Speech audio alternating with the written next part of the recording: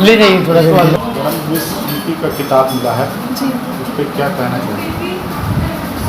Miss UP का खिताब जीतकर मुझे बहुत खुशी है कि मैं गोरखपुर का नाम रोशन की पूरे उत्तर प्रदेश में, और मैं चाहूँगी आगे भी जैसे मैंने नाम रोशन किया है गोरखपुर का, वैसे और भी महिलाएं और भी स्त्रियां आए सामने आए, अपने प्रतिभा को शो करें और गोरखपुर का नाम रोशन करें।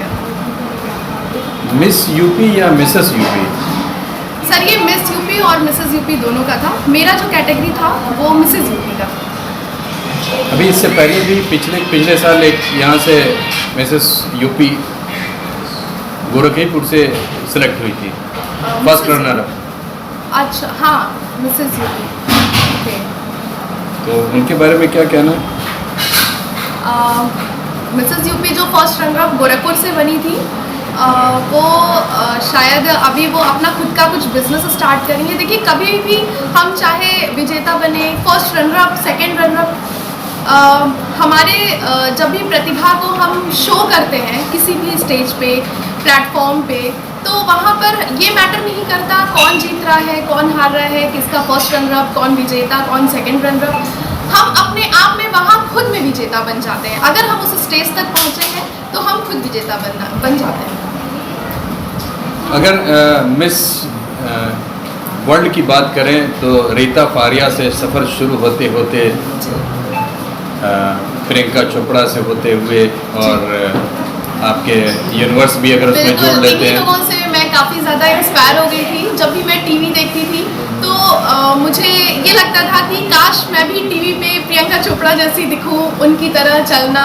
उनको एक तरह से प्रियंका चोपड़ा को मैंने अपना आइडियल समझा है, और मैं हमेशा से कोशिश करूंगी कि उन्हीं की तरह आगे बढ़ूं। गोरखपुर पूर्वांचल ये थोड़ा सा बैकवर्ड इलाका माना जाता है। नहीं, बिल्कुल भी बैकवर्ड नहीं है सर। इस कंसेप्ट में जी जी। कि यहाँ पर अभी उतना एक्सपोजर नहीं है कि यहाँ की लड़कियाँ अभी फॉरवर्ड होकर के आगे आवे। ये चैलेंज कैसे हुआ और फिर ये आप आगे? सर देखिए ये बैकवर्ड एरिया नहीं है। पहली बात तो हमारा पूर्वांचल आज देश भर में तरक्की कर रहा है। योगी जी ने भी काफ़ी गोरखपुर को तरक्की कराया है, पूरे पूर्वांचल को तरक्की कराया है। तो देखिए ये सोच की बात होती है। छोटे सोच, बड़ी सोच, ये आपको छोटे शहर में भी मिलेगी और बड़े शहर में भी मिलेगी। रही बात सपनों को उड़ान देने के लिए, तो देखिए आप चाहे छोटे शहर से बिलोंग करते हो या बड़े शहर से बिलोंग करते हो, अगर आपके अंदर थोड़ी भी प्रतिभा, थोड़ा भी टैलेंट है तो उसे आप उजागर करिए, भले ही आप छोटे शहर से क्यों ना बिलोंग करते हो। इस मकाम तक पहुँचने में कितनी तैयारी करनी पड़ी और किस किस दौर से गुजरना पड़ा? सर ये तो मेरा प्रोफेशन नहीं था, मेरा पैशन है ये। तो एक पैशन बचपन से ही होता है, हर व्यक्ति में जो पैशन होता है वो बचपन से ही होता है। और मैं भी जैसा भी मैंने बताया कि मैं टीवी देखती थी तो मुझे बहुत अच्छा लगता था जब मैं लारा दत्ता या प्रियंका चोपड़ा वगैरह को देखती थी, सुष्मिता सेन, ऐश्वर्या राय को देखती थी, तो कहीं ना कहीं मेरे मन में आता था कि काश मैं भी टीवी पे इस तरह से दिखूं, मुझे भी क्राउन पहनाया जाए और लोग मुझे भी जाने। तो ये बचपन से जो एक अंदर से एक गट फीलिंग थी कि हाँ आगे कुछ करना है, इस फील्ड में भी अपना एक नाम बनाना है, वो आज मुझे 9am के द्वारा, इस मंच के द्वारा खुद को साबित करने का एक मौका मिल गया। 9am क्या है? जी एक कंपनी है जिन्होंने ये पूरा इवेंट ऑर्गेनाइज करा है। चलिए थोड़ी सी आपकी मेमोरी को रिकॉल करने की कोशिश करते हैं। आखिरी समय है, फाइनल स्टेज पे 5 या 7 या 10 जो भी होते हैं, मुझको नहीं पता कितने लोग होते हैं फाइनल में। फाइनल में सर 25 थे, मिस में भी 25 और मिसेस में भी 25, तो दोनों की कैटेगरी अलग अलग। तो 25 लोग फाइनल हैं और अनाउंसमेंट एक का होना है। टॉप 3। चलिए टॉप 3 का अनाउंसमेंट हम कर लेते हैं, उसको भी थोड़ा सा और कट शॉर्ट करते हैं। जी जी टॉप 3 के अंदर आप खड़ी हैं, जी। एक का अनाउंसमेंट होना है, किसी एक के सर पर क्राउन बनना है। उस वक्त अभी अनाउंसमेंट नहीं हुआ, क्या अंदर आपके चल रहा था, क्या फीलिंग्स चल रही थी? सर ये थोड़ा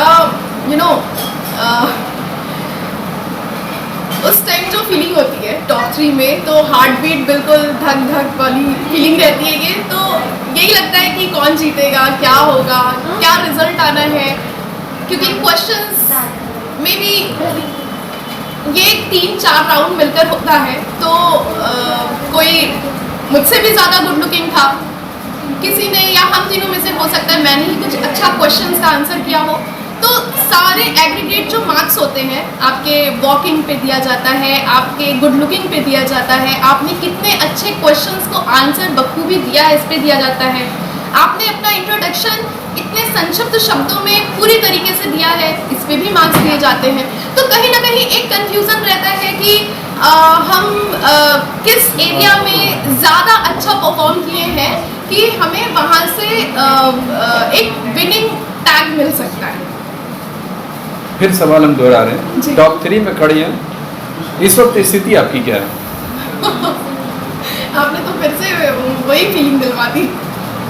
टॉप 3 में खड़ी हूँ, बस हार्ट बीट्स, और मैं इससे ज़्यादा कुछ नहीं कहूँगी क्योंकि नर्वस? वो हाँ, नर्वसमेंट तो बहुत ज़्यादा रहती है और थोड़ा सा कंफ्यूजन भी रहता है, अंदर बहुत सारे क्वेश्चंस चल रहे होते हैं कि फर्स्ट रनर अप, मतलब वो स्टेज ऐसा रहता है कि प्लीज़ भगवान भले ही फर्स्ट रनर अप ही दिलवा देना, नहीं विजेता बना रहे फर्स्ट रनर अप दिलवा देना, इस तरह का रहता है। तो जो डिक्लेरेशन करते हैं तो पहले सेकंड रनर होता है, हाँ, पहले तो second अब आप runner up, फिर टॉप first 2 में आ गए, जी। अब क्या मनोस्थिति है? टॉप 2 में तो अब 50-50% का चांस हो गया। 50% चांस ये हो गया कि हाँ मैं जीत सकती हूँ, 50% चांस ये हो गया कि हमें फर्स्ट रनर अप भी बन सकते हैं। बट फर्स्ट रनर अप भी बनना कोई जीत से कम नहीं है। अगर आप उन 25 के बाद फर्स्ट रनर अप भी बनते तो मन में एक सेटिस्फेक्शन रहता है, ठीक है सपोज अगर मैं विनर नहीं बनी तो मैं फर्स्ट रनर अप तो बन ही सकती हूँ। कुछ नहीं से कुछ बेहतर, कुछ नहीं से कुछ बेहतर है, बिल्कुल सही है। और फाइनली जिस वक्त फर्स्ट रनर अप का डिक्लेरेशन दिया गया, जी। विनर का तो डिक्लेरेशन होता नहीं है, जी फर्स्ट रनर अप का हुआ तो उसको मान लिया जाता है विनर, और जो क्राउन ताज पहनाया जाता है जी। उस वक्त आपकी नहीं, स्थिति- हमारे टाइम में सेकंड रनर अप का डिक्लेरेशन हुआ था और उसके बाद फर्स्ट रनर अप का नहीं हुआ, सीधे विनर का नाम लिया गया। तो जो विनर का नाम लिया गया, उस वक्त क्या स्थिति थी बस आपकी? वो टाइम तो वो इमोशन, वो स्थिति क्या थी? वो टाइम तो सर मतलब ऐसा लगा जैसे कि कोई एक ऐसा सपना देखा था जो हकीकत में बदल गया हो। चलिए पूरे इवेंट की अगर बात करते हैं तो वो कौन सा क्वेश्चन था जिसपे आपको लगता है कि that was the turning point, कि सर- वहीं से ये घूम गया हमारे फेवर में, आपके फेवर में, जी जी। क्राउन नजदीक आता चला गया? जी, वो कौन सा क्वेश्चन था?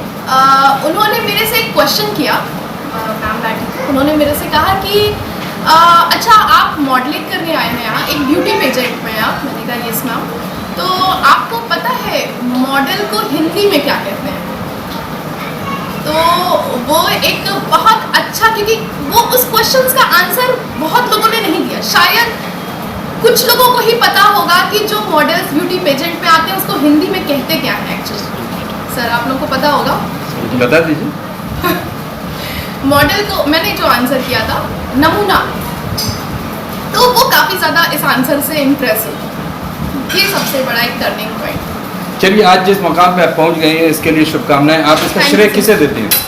मैं श्रेय अपने माँ को दूंगी सबसे पहले, जिन्होंने मुझे बचपन से ही इनकरेज किया कि बेटा आगे बढ़ो, और वो मुझे आज भी, आज मेरा एक 3 साल का बेटा भी है और मैं शादीशुदा हूँ, फिर भी वो मुझे आज भी इनकरेज करती हैं फ़ोन करके कि बेटा जिस फील्ड में तुम अच्छा कर सकती हो, तुम्हें जिसमें लगता है कि तुम इसमें सक्सेस पा सकती हो, उसे तुम्हें करना चाहिए। और मेरे father in law, mother in law, मेरे हस्बैंड, सबका सपोर्ट रहा है मुझे आगे बढ़ाने के लिए। हस्बैंड चौथे नंबर पे आ गए? नहीं, चौथे नंबर। पहले नंबर पे माँ है, दूसरे नंबर पे फादर इन लॉ है, तीसरे पर मदर इन लॉ है, चौथे पे हस्बैंड है, और ये लाइव हो रहा है और वहाँ तक जाएगी न्यूज़, ये अब आप समझ लीजिए। जो यंग जनरेशन है, जो इस फील्ड में जाना चाहते हैं, उनके लिए आपका संदेश? मैं यही चाहूँगी कि वो इस फील्ड में अच्छे से अपना बेहतर करें। अगर आप अपना बेस्ट करेंगे, मे बी शायद कुछ ऐसे मंच आपको, कुछ ऐसे स्टेजेस मिले जहाँ आपको हार का चेहरा भी देखना पड़ेगा, आप शायद हार जाएं, आप शायद टॉप 5, टॉप 3 में भी ना आ पाए, बट कभी कोशिश करना मत छोड़िएगा, क्योंकि यूं ही किसी की जय जयकार नहीं होती और कोशिश करने वालों की कभी हार नहीं होती। तो कोशिश करिए, ज़रूर करिए, और एक ना एक दिन तो आपको ज़रूर डेफिनेटली ऊपर वाले का भी थोड़ा कृपा रहता है और आपकी मेहनत भी रहती है, तो ज़रूर आप एक दिन विजेता बनेंगे। जो भी इस तरह के विनर्स होते हैं वो विनिंग करने के बाद एक अपना एक लाइन पकड़ते हैं, चाहे वो ट्रेनिंग का हो चाहे, तो क्या इस तरह का कुछ आपका है? बिल्कुल बिल्कुल। मैं आने वाले 10 वर्षों में या यूँ कह लीजिए अपकमिंग महीनों मंथ्स में ही, अगस्त सितंबर में ही मैं मिसेस पूर्वांचल आयोजित करूँगी। और उसके लिए मैं जितने भी रूरल एरिया की जो महिलाएं, स्पेशली महिलाएं, उन्हें जिन्हें अपॉर्चुनिटी नहीं मिलती अपने ससुराल से, अपने घर से, या जिस वजह से भी उनके अंदर टैलेंट होते हुए भी वो आगे नहीं आ पाते, मैं उन्हें ट्रेनिंग दूंगी, प्रशिक्षण दूंगी और उन्हें इतना पॉलिश कर दूंगी कि वो कभी भी किसी भी स्टेज पे जाएंगे। मिसेस पूर्वांचल में तो ऑब्वियसली आएंगी, और अगर आगे भी वो किसी भी स्टेज पे जाती हैं तो उन्हें एटलीस्ट टॉप 5 में तो चुन ही लिया जाएगा। तो ये डिस्क्रिमिनेशन क्यों मिस्टर पूर्वांचल क्यों नहीं? देखिए, क्या आज भी जो आधी हमारा देश आधी आबादी है वो आगे से ज़्यादा आगे चली गई क्या? मैं राजनीतिक वे में नहीं कुछ बोलना चाहूँगी, लेकिन जैसा आप भी जानते हैं कि हमारा जो देश है आज भी पुरुषों को ज़्यादा महत्व देता है। आपको ऐसा, आप लोग भी ऐसा जानते होंगे। ऐसा नहीं, पुरुषों जो भी है बट महत्व देता है, उन्हें फ्रीडम है, उन्हें स्वतंत्रता है कुछ भी करने की। महिलाओं को स्वतंत्रता नहीं है। आपका शुभ नाम? श्वेता।